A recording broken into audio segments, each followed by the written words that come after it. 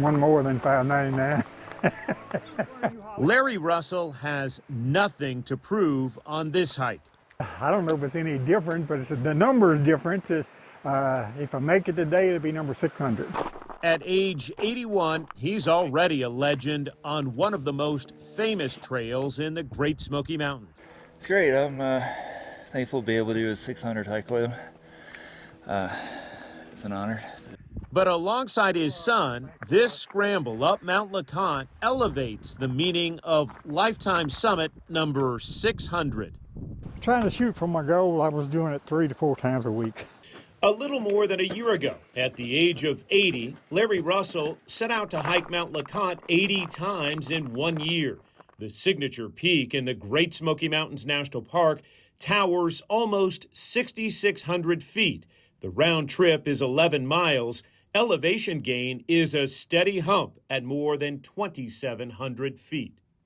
I decided to try to hike my age. I got to 80 in September and decided, well, may as well go for 100.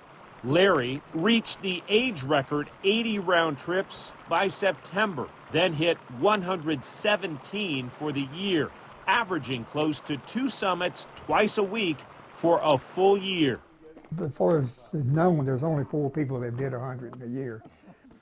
But one of 4 who've done 100 times in 1 year. Correct. And the oldest. And the oldest. When I did my 100th hike, my son went with me on that, so that was pretty neat. Yeah. I know I'm the oldest person to ever hike their age. How does that feel to say?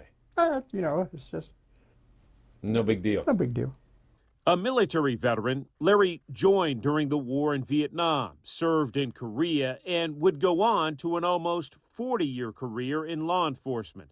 And perhaps not surprisingly, at his department, helped usher in the first bicycle beat.